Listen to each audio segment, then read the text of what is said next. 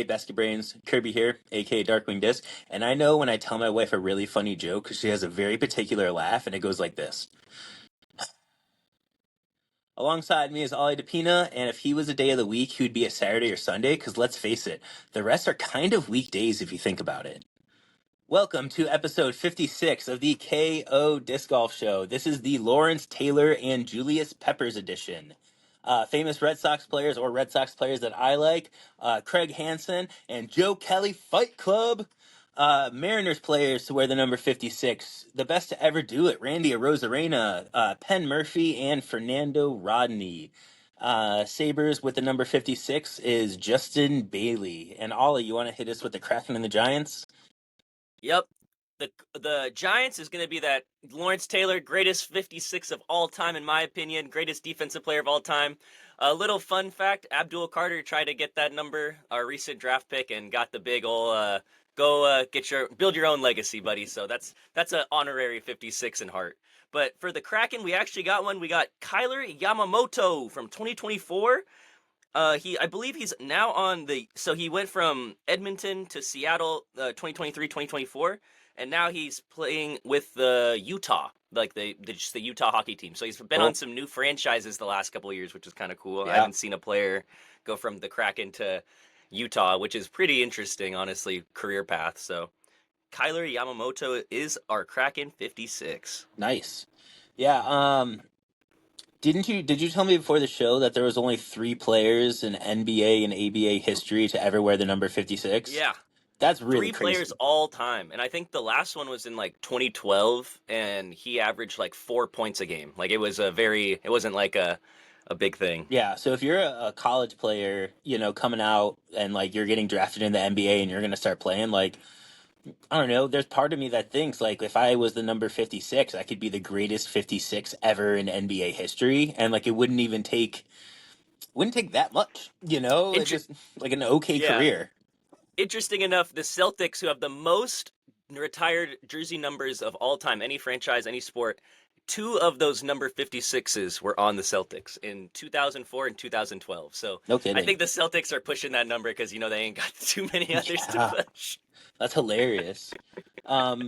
Yeah, so another funny thing about Craig Hansen on the Red Sox, he is a relieving pitcher or reliever that like nobody should ever know. Like he had a very like nothing career for the Red Sox. He kind of only played a few seasons and didn't even pitch that much, but when I was like a teenager, I thought he was going to be the next best reliever in baseball. I was so like sold on I was like Craig Hansen's the guy, like he's going to be our closer. He's going to be our closer for the next 10, 12 years. Like this guy's going to be lights out. And he had like a 6 ERA. The guy was just like not it, but I was so sold. I thought Craig Hansen was going to be like the man. Like I was like, man, this guy's it. Every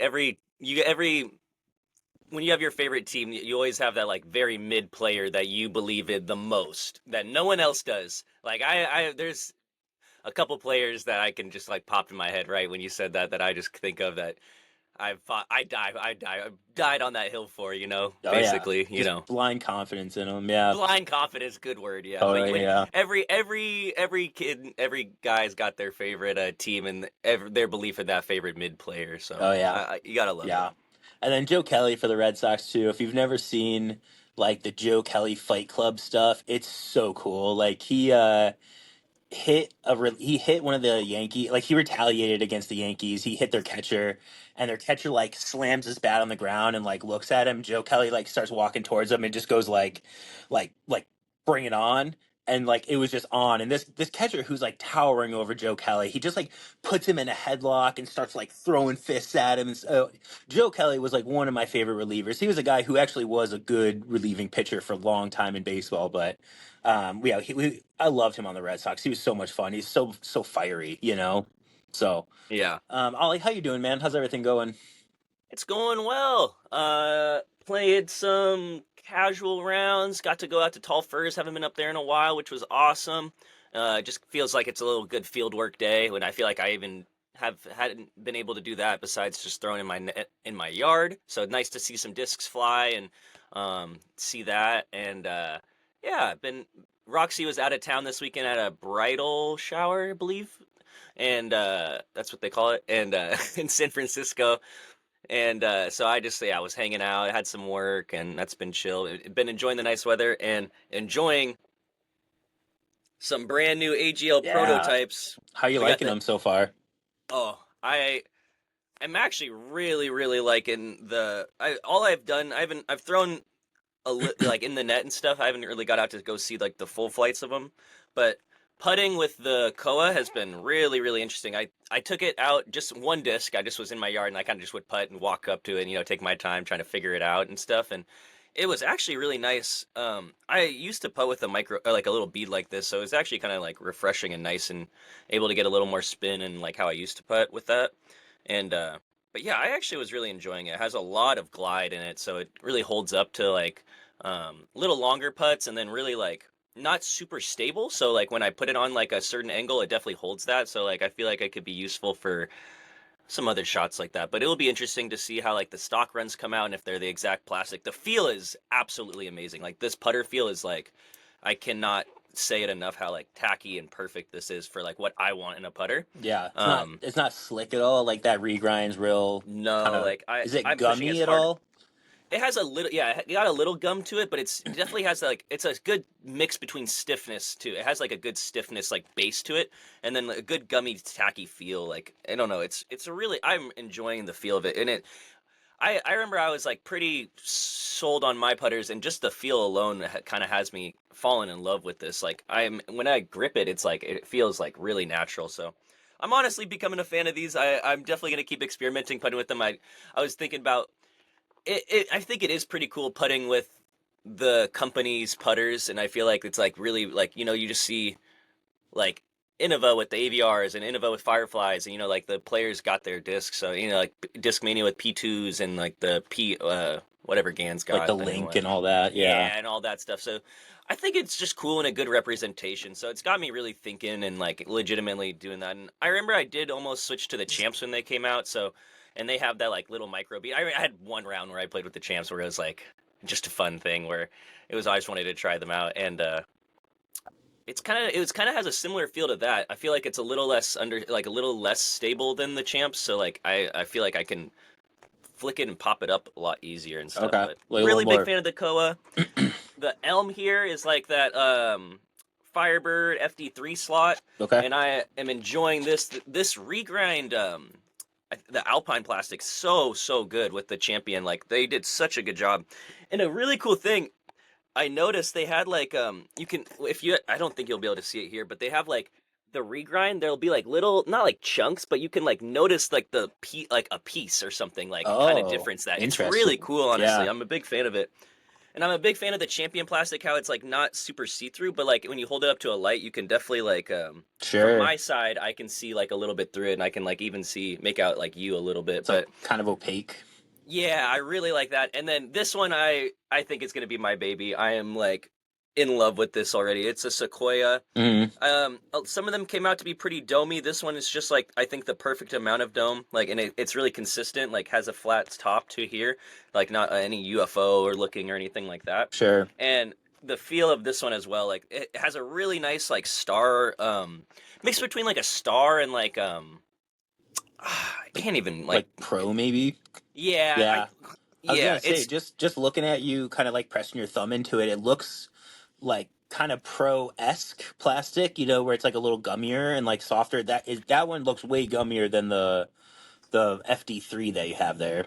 Exactly, yeah. So I'm excited. I think this one, they said the day glows were supposed to be pretty overstable, and the most overstable are the colors they tested. So I'm excited to have something like this. And then if it's similar to Pro and just has like a nice like trend to beat in, I think this will just become like yeah a go. Like this is going to be an easy staple in my bag. Where I'm so Sure. excited. Yeah, I love the Destroyer. I love the DD3. Where it's just been so exciting. I remember I was up in Bellingham. I visited my friend for his birthday, and I was gonna go straight to Costco and work on that Sunday. And I was like, my mom texted me that they got delivered, and I was like, yeah, I'm gonna skip out on breakfast. I'm gonna drive home real quick. And it was like an hour and 20 minutes, and then I just Hmm. went home, opened the box, went straight to I was in my yard opening the box and just going straight to throw them, and I was so excited. Hell yeah, So that's cool. it's been good. Yeah, I like that plastic's kind of pro-like. I think that'll be good for people that want more options in the pro plastic because Innova doesn't make everything in pro all the time. So if you Yep. want, like a 9 speed or an 8 speed or the 11 speed or something like that, if you want something like that in the pro plastic, like AGL and their regrind for the star stuff will kind of be a really good option for people. So that's Yep. it's pretty cool. It's pretty interesting. Yeah, Cool I'm to check those excited to out. see. I'm wondering if any Innova, like the first Innova player to throw one of these discs, is going to be really cool and like really Sure. exciting to see what they think about that and like see if that really is something like that becomes a trend with that, where like maybe they'll bag one or like bag two they like or something like that, you know. So Yeah. it'll be interesting, something to monitor. Yeah. Can maybe see like a Bradley Williams or something like that having something I like that in his bag. I think he was like the first person I heard like Yeah. reach out to the to AGL team and be like asking about what molds and stuff when it first, like literally the first day it got announced. I want to say he was the very first person I think I heard That's talking about it. cool.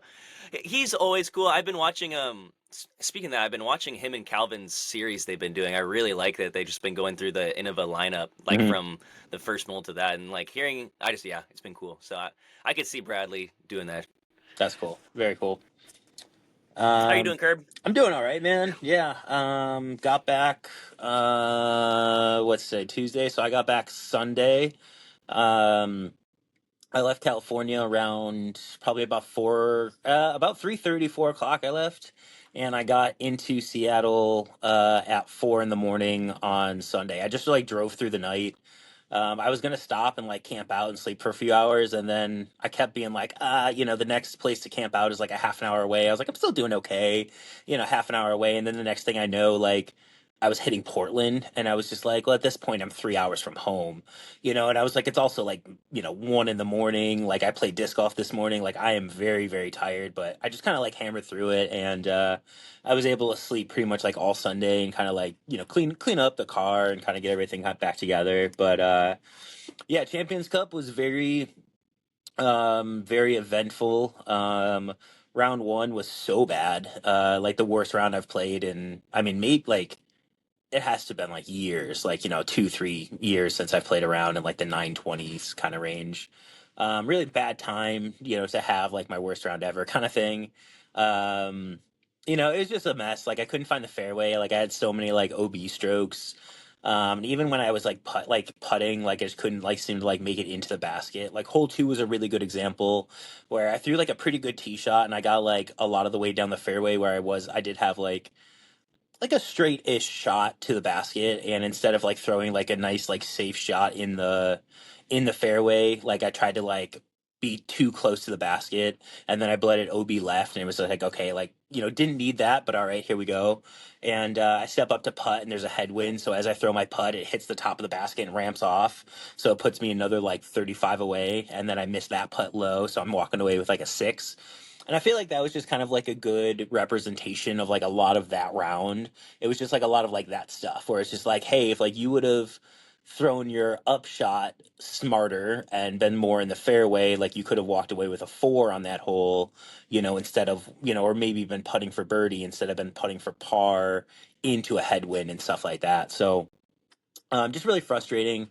And it's like, yeah, it's like I said in like my Facebook post, like I just felt like super lost out there. Like anytime I threw the disc, there was a little bit of like I would throw it and then it came out of my hand and I'm like, oh, I wonder what's gonna happen now. It was like I would throw it and being like, I don't know where that's going. I don't know if that's gonna flip. I don't know if that's gonna hyzer out. Like everything just felt like super disconnected. So when I finished that round, I went to the field and I was the only person out in like the practice field out there. And I went through for like 2 hours. Like I just like threw back and forth in the field. And I went and did some putting after that too. Round two, felt kind of similar where I'd throw some shots and been like, I wonder where that's going to go. I wonder what's going to happen here. I was just like playing it a lot safer. I decided I was like, screw it. We're just going to go more overstable and everything. We're just gonna like not try to bite off like any distance on some stuff, and just play everything like really cautiously, and just played better. I still didn't like felt like I played great or anything like that. And then round three, we had changed the course over, so we went from like the A layout to the B layout. And I didn't necessarily like go into the B layout being like, okay, like time to shred, like oh man, like I'm gonna go out and like kill it here. But everything just kind of like started falling together like a lot better. Um, you know, I I hit like a putt on hole 2 to get the birdie, and I was just like, ooh, that's my first birdie on the front 9 this weekend. And I was just like, that's kind of cool. I was like, maybe we were having like a it's like maybe we're gonna, do something like okay today, and I don't know, it was fine. Like my putt still wasn't great, but I did like throw the disc so much better. Definitely towards like the middle part of that third round, I felt like I was actually like in control, and like I knew like where I was throwing the disc and that kind of thing, and I felt like I was I don't know, I just felt a lot better about my game and like that kind of stuff on that third round. Um if you watched the live broadcast, you saw that I did like a little like, hey, shout out to ECD kind of thing. And then it was really cool because I didn't know they had a catch cam on 18 until we were all done, which I was like, oh man, like that kind of, I was like, bummer. Cause like, so I throw my tee shot on 18, and if you've seen the coverage of hole 18, the basket is just like, it's chilling next to the water. Like it's like 10 feet from the water on almost all sides, except for like the left where it kind of opens up. So I throw my tee shot. It's a par 4. I throw my tee shot, and my second shot, I pull out my rangefinder and I range it at like 340. And there's a headwind that's like left to right. So I look at it and I say, well, screw it. We're already having a pretty good round. So I take out my PD and I just like ripped on it and like barely hung on to the edge. So I was like 10 feet away from the basket for birdie. And I was like, oh, so cool. And I get up there and I just like tank the putt and just like miss. And I was like, that really sucks. And I look up and I saw the catch cam and I was like, shit. Like, oh man.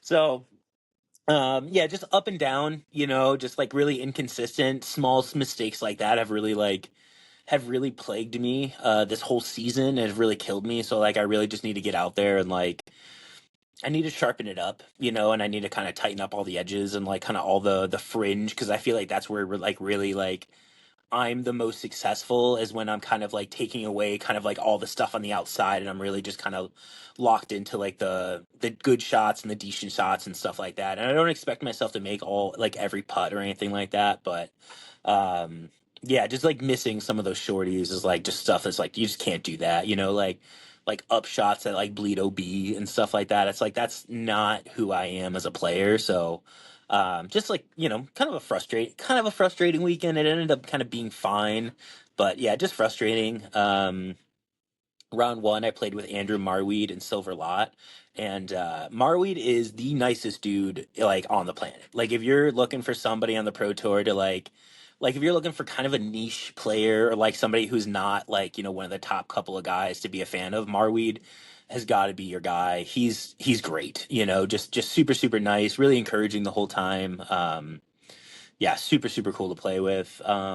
Silver Lot was really nice. I mean, he didn't he kind of realized early on like, hey, this guy's not shooting very good, so kind of just like let me be, and I wasn't like, I don't know, at that point I was like, man, we're not playing good, so like whatever, it's fine, I wasn't like mad or anything like that, like it is what it is kind of thing. But I did not realize like how big Silver Lot's forehand is. Like he throws that like, holy shit, dude. It felt like it was like 3-4 feet off the ground the entire time, but just traveling like 450, 500 the whole way. Like I was super super impressed, really really. I was shocked by it. It was awesome.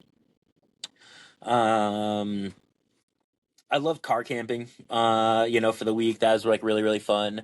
What's kind of cool, so at the course, at Swenson Park, which is like a nice-ish golf course. I wouldn't say that it's like a really like Glendoveer is a much nicer golf course, but Swenson's pretty nice.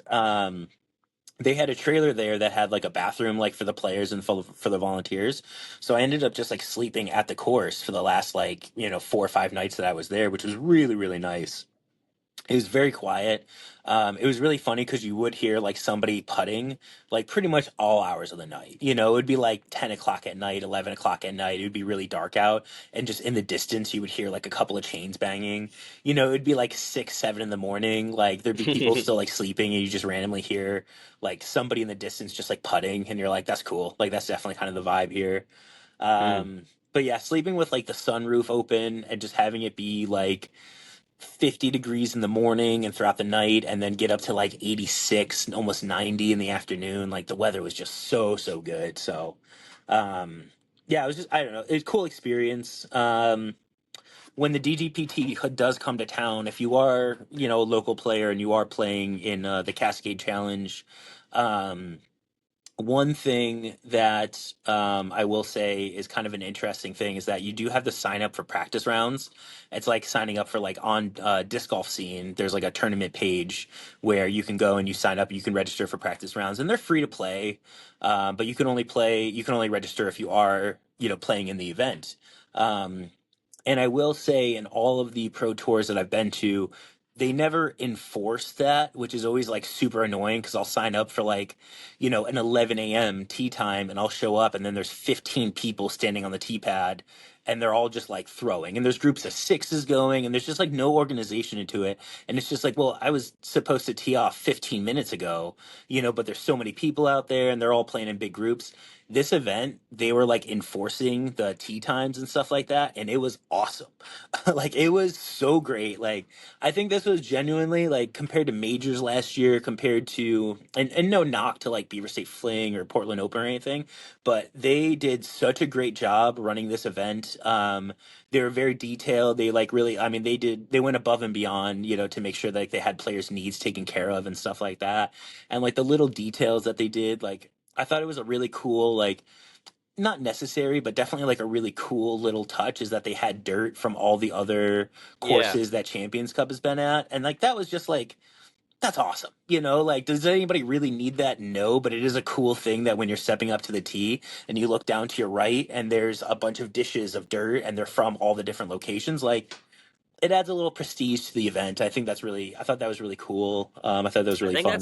that's like what disc golf's needing. They need more prestige, and that's like that's how you build it. You have to build these things, and I think that's awesome. I Yeah. saw that in your story, and I was like, oh, I know Kirby's loving that. Oh yeah. Yeah, it's like a legacy thing, man. It's so Yeah, cool. So, um Isaac Robinson has now won both majors that I've played in.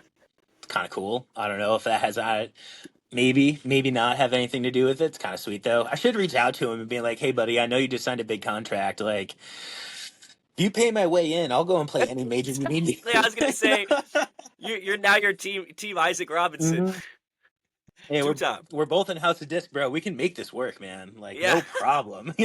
Like, um. And then the other thing I kind of just want to ask you about, did you see the thing with Kristen and the footfall thing with the Marshall? I did.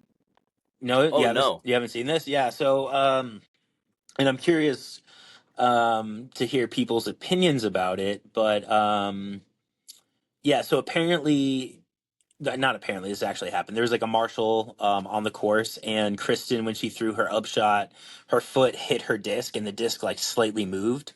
And the Marshall went up to her and said like, "Hey, that's a foot fault," and I believe she got penalized for it. Um, oh and she asked the Marshall like, "Hey, are you totally sure that happened?" And the Marshal said, "I think so, but I can't look at two things at the same time," or something along to like those effects. I might be paraphrasing a little bit, but yeah, um, pretty interesting. A lot of people are thinking that the PDGA kind of like robbed the major away from Kristen. I didn't realize that the other. Do you remember like a few years ago when like there was like the Elaine King gate where like about her daughter? oh yeah. That was also a Champions Cup. It's kind of like an interesting coincidence how like it's not the same course obviously, but just interesting how Kristen She now, has bad juju at Champions Cup yeah, majors. Yeah, down the stretch like whole like next year if I'm Kristen like on 16, I'm like looking over my shoulder being like, "Yo, what's about to happen here?" You know? yeah. It's the foot fault thing's really tough, and I Yeah. saw a couple. I remember I saw a video of I think it was Paige, like Oh an yeah. example of her kicking her disc or something like that, and like I think people were just starting to nitpick at everything at that point. When once one thing gets called, you're like, okay, why didn't you call this? Why wasn't this Yep. called? Like it's so easy to do that, especially having coverage and being able to hmm rewind for a second, slow mo something really quickly. Um, Yeah, it's easy to look at video and say, afterwards and say this and that kind of thing, right? it's like watching the NBA and you see a travel and it's like of course it's really easy to point that out there, but then it's also like do you call those? And it's kind of like in disc golf, it's like what's the line of where you call it? I mean, you got to call it, you got to enforce it. But yeah, it's tough. I mean, there's Yeah, so many people that ride that fine line where sure. it's like what you're doing, that follow through kicking it, that placement might just be to the left a little bit, like, Yeah. it's so, and it's like you're supposed to be giving them space to compete, but then still being like you only have one angle of it. So sometimes your angle can be like I don't know. There's so many things where that's really hard, Yeah. but yeah. I mean, I see people all the time, and it's never maliciously or Yeah. intentionally that just kind of like their foot like bumps their mini or their foot bumps their disc on their follow through or something like that. And it's just like, hey, like I could never tell that person or could tell for sure myself that, hey, like that disc was still in your hand when you Yeah. bumped like Yeah. I can't Cuz confirm that. There's no way. exactly. You can't do that. Like, you can't be looking up and down at the same No. spot and being like that. So you'd have to use a video. And then at that point, you can't, so Yep. The only time I could see it is if it was like really egregious, like, there's that video with like what is that, Climo and Stokely from like years ago or whoever and Stokely, and he calls him like 4 or 5 times in a footfall. But when you watch the video, like the first like two or three, like he actually was like footfall. he was like a foot and a half away from his lie. It's they're in like a field and he's doing a big forehand. Yeah, and I he's know like exactly what you're talking way about. off. Yeah, so like that time, that's a valid like foot fault call because like, dude, you're not even close, man. You're not even like you're clearly not even trying to get it there, kind of thing. Like, and it's the ones where it's just like, well, that's not. They're not doing that on purpose, and there's no way to really know. I don't know. It's an I interesting do think situation. Yeah, I do think it is interesting that it isn't a person on the card that called it, Yeah, and I can almost like have a lot. I can almost just be like, you got to go with what they say at that point, whether what you think, in a way. But like, I don't know. There's yeah. agenda. I don't know because I don't know. Yeah, it is interesting because the whole conversation for so long has been like, man, we need marshals, we need refs, we need, officials officiating this game. And then as soon as we get one, people are like, this is stupid, like this sucks. What are you doing? And it's like, oh, that's a tough. It's This is hard. you can't ask for it and then complain the second you get it, and I think the problem with it is like I think they are working on having marshals on like most of those like especially a major, Hmm. and things like that where um yeah, I think it's only gonna get better, but yeah, it's definitely not a perfect system. Like when it's just volunteers and people trying to help out, it's not Yeah, like these people are getting paid to do this. They do it because they want to. So there's also that part of it. It's hard. Like the difference between like a referee that gets paid and a marshal that's just volunteering there on a weekend. So yeah. there's a lot of things to think about with that. But I don't know. It's a little hard problem to have where it's like truly calling a football what, and then yeah, No, it's really that's hard. difficult. Yeah. Another cool thing that happened is there was on the last day, I mean, I don't know if it was like you play kind of thing, but there was like 20 kids just like hanging out like on the tee pad. Like I was taking pictures of like up like that tee pad area was like really really nice, dude. It was so cool to tee off from up there. I was throwing a roller on hole one, and it was like hard to throw a roller because you were like elevated, so you couldn't just like throw your normal roller. Like you had to almost like jack it into the ground, like kind of short, Mm. which it was just felt different and weird. But yeah, there's a bunch of like kids hanging out there. I mean, they're all from ages probably 10 or 12 to like 15 kind of thing, and it was cool, dude. That last day I handed out so many stickers. I probably handed out 50 stickers that last day of the tournament because I gave all those kids a sticker, and then anytime I saw a kid on the course I was like, hey, like, here's a sticker, man, appreciate you coming out. And then there's a bunch of old guys like 60 plus that saw me giving kids stickers, and they're like, are those stickers? And I was like, yeah, you guys want stickers? They're like, hell yeah, we want stickers. And like, dude, so old men and children are basically like the same people if you think Oh about yeah, it, you know? Like, it's like you go and it's like yeah, back to yeah. here. They're both craving beer just for different reasons, you know? Like, no, it was a cool experience though. Like I said, like I didn't play as well as I had wanted to, but cool experience, definitely interesting. It is really, I do know, and this is something that I'm gonna have to kind of figure out in the next like kind of coming weeks and that kind of thing, is that if I'm gonna play in these events, I have to start doing something different, and I have to figure out what that is, And I know for one, like my C2 putting, that seriously needs to increase. Like I just can't hang at these events if I'm not making a couple of C2s like here and there. Um, but I might, I mean, everybody there is throwing so far, and everybody's so good that it's just like if I want to compete at that level, and I do want to compete at that level, I got to start doing something different. It might be like a different kind of training regimen or something, but um, yeah, I'll update the people here obviously because this is just shit we talk about on a weekly basis. But yeah, something I gotta start doing something different though because it's clear like whatever I'm doing now like is not it's not good enough to hang, and I want to hang, and I want to be successful out there, kind of thing. So, um, yeah, changes are happening. I just don't know what yet, but they're around the corner for sure. 2025 is a growth year for the KO show. That's right. Getting It better. is. All 2025. That's right. Um, on a side note, and I don't have this in our notes, but have you seen the new White Sox jerseys? Their No. City Connect. Google those real quick. I'm curious to see what you say. I personally think I'm a huge fan. Is it the Bulls one? Yeah, Oh yeah, I like it. I think it's kind of cool. But how many games do they wear it for? They're only going to wear them for like a couple this year. It's not going to be like a regular thing, I don't think. I like it. Yeah, it's just a way for them to. It's like the City Connect, right? They're trying to connect to the city a little more. In the band On the collar? on the Yeah. collar, you see I was how it's gonna got all say the. that. That's cool. Isn't it? Uh, oh no, 19. Was it 17 they have on there or something like that for Yeah, the yeah. championship? It's like 1917, and then like Oh 6. 2006. Yeah, Oh yeah. there's like a big jump, which is also kind of funny because haven't the Bulls also been bad like recently? Recently, like aren't they? They're basically just trying to grab like any nostalgia they can. Yeah. 1906, 1917, and the third 88 years later in '05. That's hilarious. That '05 team was sick though. That was a really fun baseball team. Mark Burley, never It would have been forget. way cooler if they won 2006, 1906 and 2006. Yeah, That'd you be guys did it a year early. What are you doing? What's going on? Um, we're gonna get it right into the Twin Rivers Open recap. I didn't have it up, of course. Pulling it up right now. It's powered by Prodigy. That's cool. I don't see too many Prodigy sponsored tournaments out here. This was ran by Eric Topinski from Dips Discs and Lucas Latta. I was not out there myself. Obviously, I was at Champions Cup. And Ollie, you were working this weekend, right? Yes, sir. Yeah. I believe Brian said he was out there. I did see Brian, or yeah, I saw Brian's. I Yeah. was signing So, up.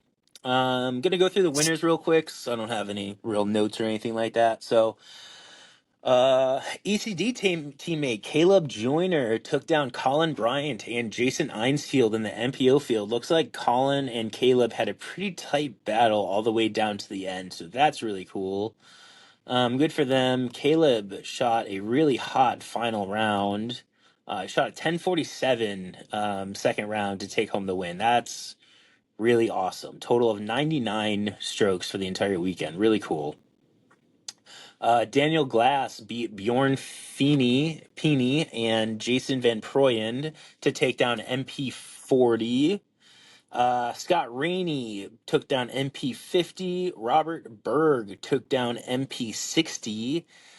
Big J McTowan, Box Squad member, took down MA1. He beat out Charlie Couch and other Box Squad member Jacob Stilley. Jacob's got that crazy like coin flip putt. He's the only person I see who throws that. It's wild when he makes them, dude. Stilly got third in this tournament, and he also did like a Spartan race this weekend. So Oh, I like he saw was, that. Yeah. yeah, he was just kind of balling out this weekend, and he signed up the night before too for this tournament. So like, just big shout out to him. Yeah. I played my very first ever tournament with Jacob Stilly. Just awesome, dude. Such a good class act guy, no doubt. Um, Winning MA40 is Eric Dupinski. He beat out John McCarty and Ray Schumacher. JJ John Johnson won MA50, beating out Richard Eastman and Eddie Wren. My guy Chuck Knudsen taking down MA60. Paul Koff beat out Jim Van Skyak and Douglas Hamar for MA65. Dominic Emmons beat out Benjamin Huth and Gabriel Gonzalez for MA2. My buddy Aaron Young got seventh. And then MA3 was won by Alex Jernigan. He beat out Riley Duvall and Albert Gordon for that MA3 position. Bro, looks like Brian came in ninth, just behind Travis Schuerman, who is a Box Squad member as well. Yeah, very cool. Congratulations to all the winners. I like Twin Rivers a lot, man. It's a fun. I think it's a really fun place to play. I have a great time there every time. So, Yeah. kind of. I don't know that I've put together a good tournament there yet, but I always love it. So, all right, we're gonna get right into this coming weekend. This weekend it is I don't know. I'm just kind of calling it the Tweeds event. I don't know exactly what we named it. It's just the event that we're doing Tweeds. I don't know. I think I said before, Max and I went out there, and Max pretty much did this entire layout for this event, which is really cool. Um, it's a mix of stuff that we've done in the past and a few new holes that he created and that kind of thing. So I just kind of want to blast through the layout real quick. We should be sending out maps and caddy books and stuff like that. I think today, and I'll be out there all day tomorrow, which is Wednesday, with Max. We're going to be out there pretty much all day, like practicing and kind of setting the course up. So I'm going to run through it real quick.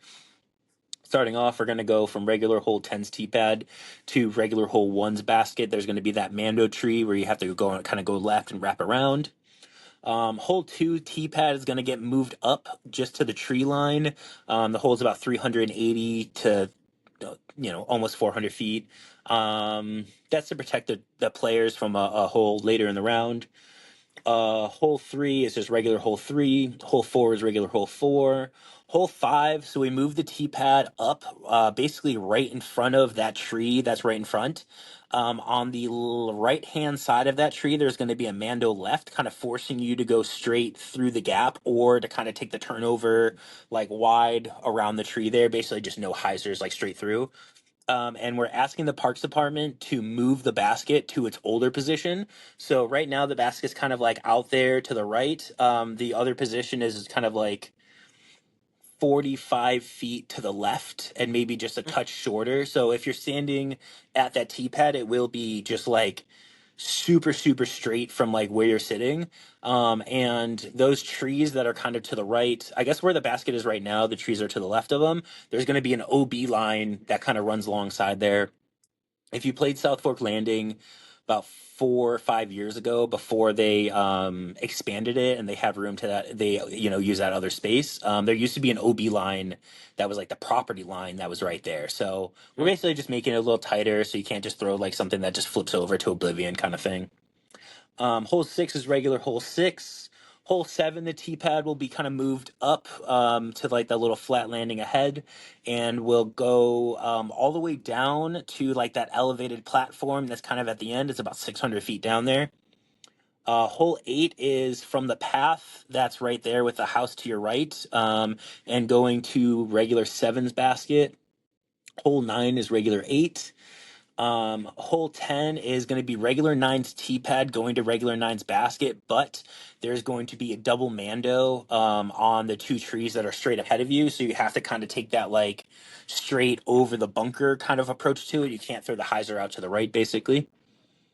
Hole 11 is going to be regular hole 11's tee pad. I'm going to move that slightly to the right. So you're basically looking like straight, like down like at the tree.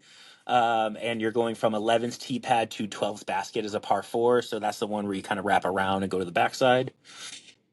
Hole 12 is it's basically regular hole 13, but instead of doing like the ECD Mando where we put it down like on the tree that's in front of the basket, it's actually going to be on that very first really big tree in the middle of the fairway, and it's going to be a Mando left. So basically off the tee you have to throw like up the tunnel, and then the approach shot you're free to kind of go wide around the hole. That was like Max's like Okay. Max loved that hole. That was something that he was really really passionate about. So it's fun. I was like, dude, whatever he wants to do, kind of Yeah. thing. My goal for coming in was just to make sure everything was safe, not to necessarily tell Matt like this doesn't work or anything like that, because everything works great. This is where we get into the holes that I think are really interesting and going to be a lot tougher. So hole 13 plays from regular hole 14's tee pad, and it goes over the water and to the right. There's a little peninsula over there. We're gonna put the basket probably like 5 to 10 feet away from the water. So if you're running putts on there, like you better be like putting nice, you know. And this hole is this is totally Max's creation, but it reminds me so much of a hole that we played out at Champions Cup this past weekend that I was like, man, this is like it's way shorter, you know, than the hole out of Champions Cup. But I was like, this is great. This is really, really nice shape, really nice setup. Hole 14 is going to go from regular hole or regular 12's tee pad, and instead of throwing towards 12's basket, you're going to turn around and you're going to throw towards 10's basket. So you're going to go over the water. It's going to be a nice little turnover. It's much, much shorter than people realize. It's only about 225 feet to get to the other side of the water. I think it's like 210 to the other side of the water, and then like 225 to the basket or 222 to the basket. So um, that's one that's definitely going to be pretty tricky, I think, for a lot of players because it's definitely a shot that I don't think a Yeah. lot of people have thrown in the past. 15 is going to, so we're gonna, 15 is going to go from 17's tee pad, and we're going to move 17's tee pad to the right in the trees back to like its original old tee pad position. And then we're also going to ask Parks Department, or Parks Department's been asked to move the basket out of the stump, yeah, over to that little peninsula on the right. Hole 16 is just regular hole 16. Kind of funny how that just worked out. Hole 17 is going to be regular 15's tee pad, kind of move to the left down the path there by like where the old tee pad used to be, and going towards regular 15's basket. And then hole 18 is the one that's going to get really weird and very interesting. So Max and I are going to spend the day tomorrow building a new tee pad in the woods behind 18's basket, or behind 18's tee pad. T-pad. Yeah, so if you look there, there's like that hill, and then there's that flat area, and then there's all Yeah. like that brush that's back there. We're going to be out there kind of carving out a new tee pad in the back. It's going to be very temporary. It's really only going to be for this event. If we decide to do in the future, we're going to have to probably recut everything in there because it's going to grow back really fast. So yeah, we're going to spend the day out there, and it's going to go from that back area to regular 18's basket, and it's going to be a par four. So Okay. I same like that. same Mando, no hazard in the middle, like that dip in the middle, how I made that hazard in the past. I'm not going to do that again for this one. It's hard enough just like getting out of that tree line and getting far enough up there to be able to give yourself like good opportunities and stuff. So um yeah, that was like a quick rundown. Yeah. So anybody that has any questions or anything, feel free to email me or ask me about them. Love to answer whatever I can there. All right, we're gonna jump right into the NHL check-in. This is two guys talking about hockey who don't know much about hockey. Uh, hey, both our teams made it on. That's pretty awesome. Oh yeah. We picked well on the second go around on Uh, our on these teams. yeah, The Capitals, we are playing the Hurricane, I believe, in the first round today. yeah, Starts at 4 o'clock.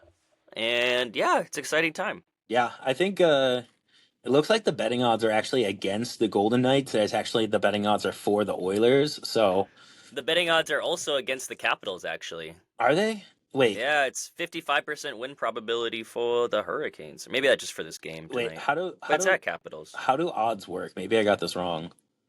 If it's minus, You're just favored. oh, then wait. If it's plus, then you're not favored. Oh, then we're Yeah. favored in this series. Never Because mind. I your got that wrong. plus is like if you're, it's like plus odds. So like, yeah, it's like if you bet that, you'd get a bigger bet. Oh Like yeah. if you bet the negative, you'd be getting less than what you bet. Oh, I see. Okay, never mind then. The Golden Knights are favored in the I don't series. bet. What am Yeah. I saying? Yeah. What? I was like, I don't know anything about this. Yeah. Okay, so yeah, the Golden Knights are favored. The Capitals are not favored. Should be interesting. They're both playing tonight, But so the Hurricanes don't got that dog in them. We're ready to go. I think it'll be a fun series. I don't know. yeah, This is like the first hockey series I'm kind of like really getting super super super invested into. So I'm excited. And the first one was definitely a little. I don't know. We were once we were up really early. I think we won 4-1, so it wasn't much of a series in that aspect. There was one close game, but then all the other games were kind of blowouts. sure. So exciting to watch the series, and I hope they win. Yeah, same. Yeah. Should be. Yeah, it's good. Like we are saying before the show, man. There's so much going on between baseball, NBA playoffs, now NHL playoffs, and disc golf being in full swing. Like I'm, yeah, Overwhelmed. do a little bit. Yeah, yeah, Dude, yeah, for sure. I have Formula One in the mornings and at night sometimes, like Oh depending on yeah, what week it is. Like I think, well, this one was in the afternoon, but then the next one is gonna be at 6 a.m. race, and then at like 1 a.m. I'm watching like Korean and Chinese League of Legends, and then like, dude, yeah, it's like yeah. I'm telling you, I like cannot get enough of this stuff. Where Oh it's yeah. like, I'm definitely getting my fix. Yeah, no, I'm super in on the wrestling train too, and the wrestling hype now Yep. too. So it's same thing, man. I'm just I feel like there's so much to take in right now, which is like it's like that's so stupid because this is all stuff that I'm choosing to take in. You know, like, Ah, there's so much. What I did know. I? Who did Yeah, this? oh my god, I got so much on my plate. It's like, dude, you're doing it yourself, and none of this is actually important or matters. So, um, all right. So this is something that has been it's been taking over the internet, and I'm curious to hear your opinion on this, Ollie. 100 men versus a gorilla. I think my brain goes crazy for this question. I love it, but I have like, is it like, is it a full Okay, gorilla? here we These go. are Here we these are go. where I have to go. Yes. So that is exactly kind of the prerequisite to it, right? If how do I want to say this? If I'm allowed to pick the peak males, you know what I mean? Like if I'm allowed to pick like the best of the male species, is a Yeah, different conversation than 100 random guys. yeah. I don't want 100 random Nah. guys. Do you? So I guess that's the question. It's can 100 random guys, right? That all have the intent of beating this one gorilla. Is it Do a random gorilla? yeah. So what if they just pick a weak gorilla? Well, Is the average gorilla really that big? Like, is yeah, the average is that big, yeah. or is just like the big dogs? No, no. Like the average gorilla will fucking like cave your skull in, dude. Like you gotta. I mean, no matter Man, what in this scenario, regardless, like the gorilla turns the first like 5 people to fucking pudding. Like they are dead so fast. Like it's not even fucking funny. 5 feet tall, 430. 430 is a big boy. So I have a scenario that I think is more fun, and I'm curious to hear what you would think about this. So in my mind, you got to take on a silverback gorilla because that's the biggest and the baddest gorilla and the biggest and the strongest gorilla, right? I want to develop basically like a team of people to do it. And I have a list here of people that I think would be good contenders from here, and I'm curious to hear what you think. Okay. So, my list of people: 1991, Dennis Rodman; 2001, Barry Bonds; 1997, Kane; 2006, Perk Angle. I guess Peak Angle. He doesn't like being called Perk Angle, but Peak Angle. 2005, Dave Batista. 2009, Randy Orton. Kane Velasquez. 1988, Mike Tyson. 1998, Bill Goldberg. I got Brock Lesnar. John Bone Jones. I got Habib. Kimbo Slice. Mark Henry. Conor McGregor. George St. Pierre. Randy Couture. Chuck Liddell, Manny Pacquiao, Braun Strowman. I'm gonna throw 15 sumo wrestlers in there. It's just like a wall, cause like fuck it, why not? I feel like a sumo wrestler could hold his own. I don't think so. No, I think that gorilla's fucking caving his skull in so fast, dude. It's not even funny. I Um, don't know. I want 5 gorilla or primate experts just in there, kind of like giving advice on the sides. And then to top it off, I want good old JR Jim Ross just sitting there with a mic and a cowboy hat just commentating. My God, did you see that? Oh my God, he nearly took his hat off. My God, my God.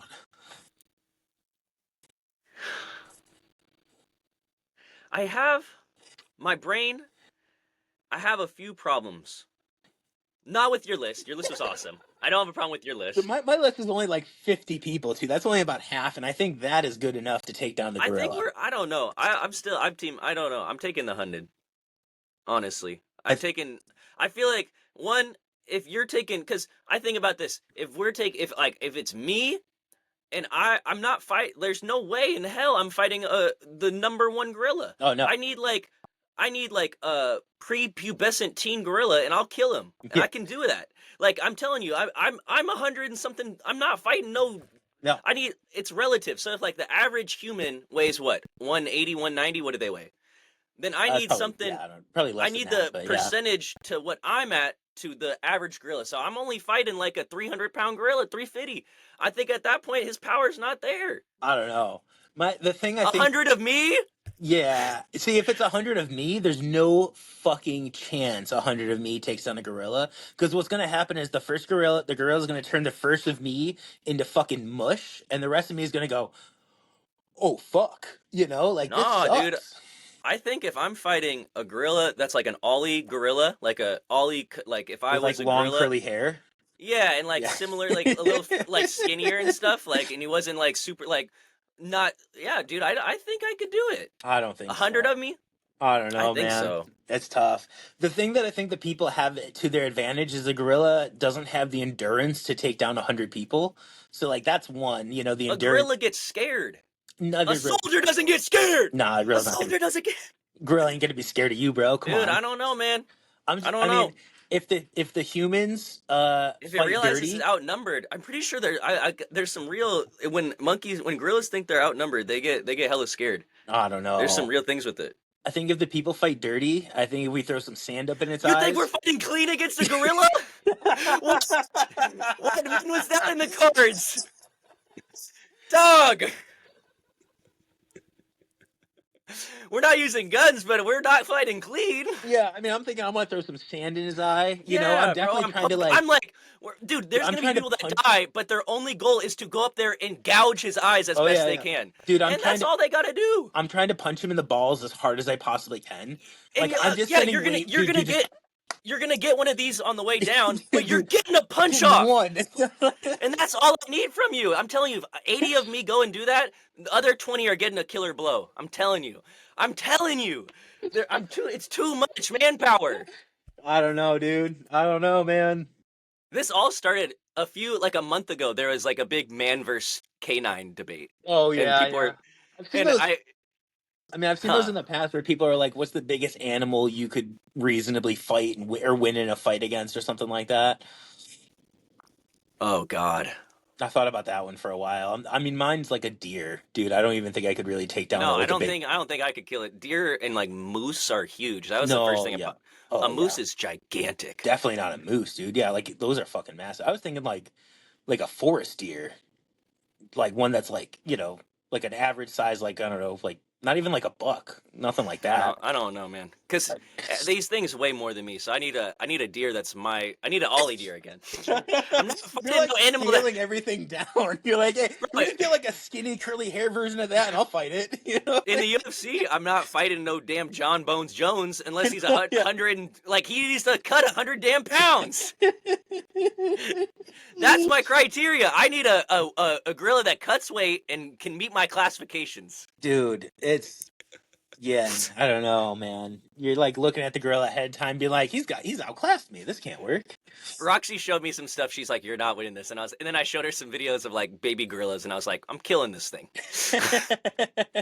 You're like, no, I got this. I got this.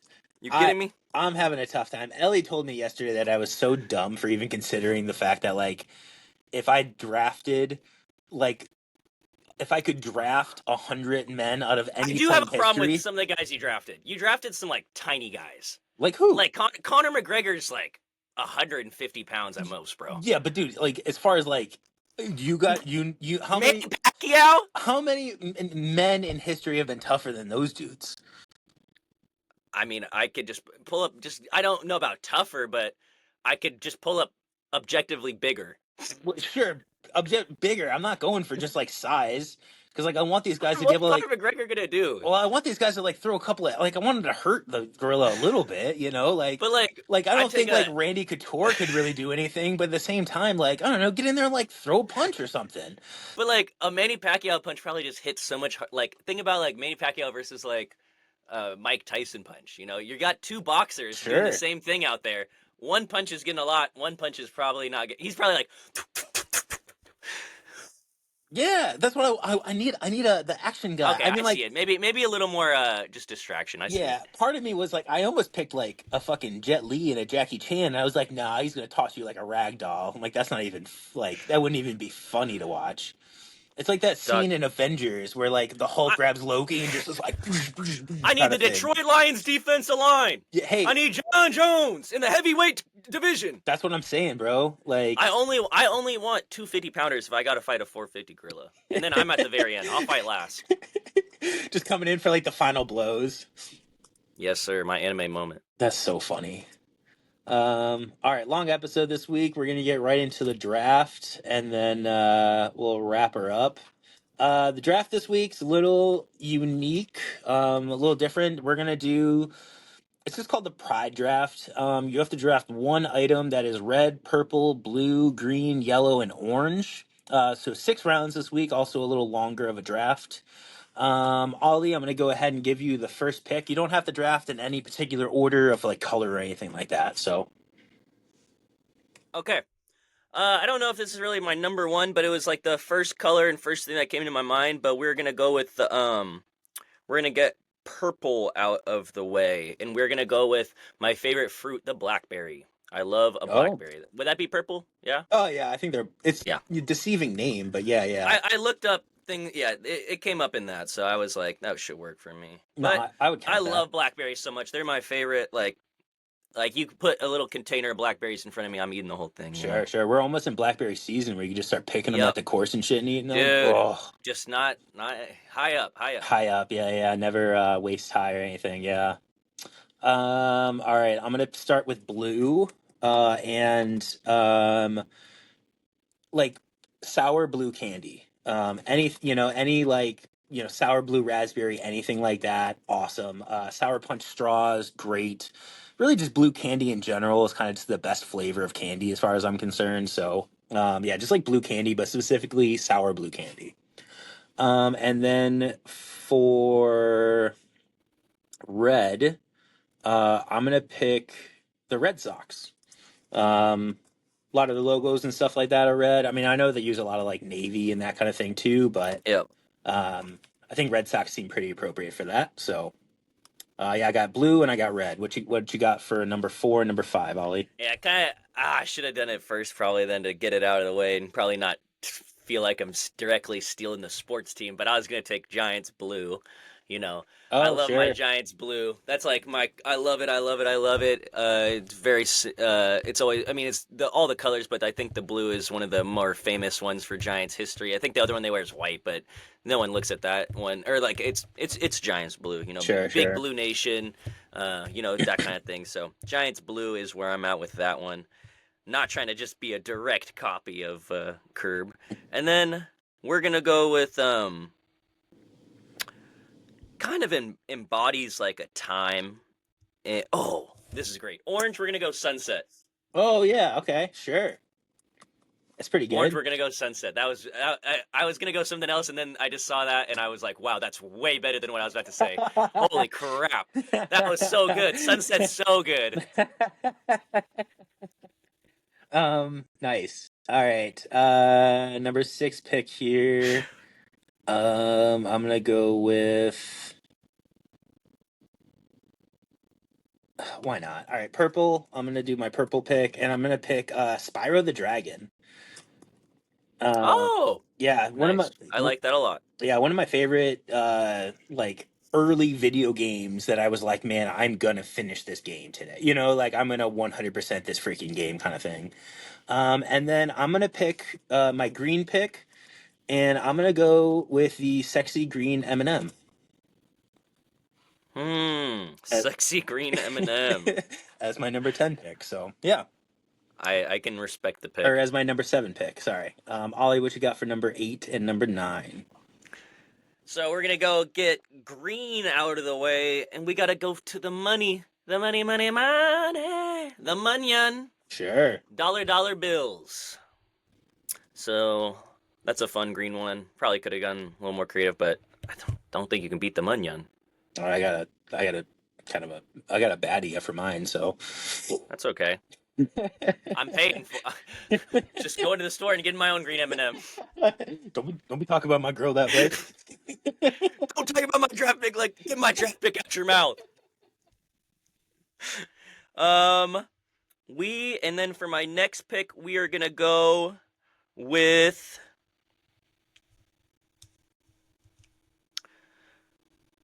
I think we're gonna go with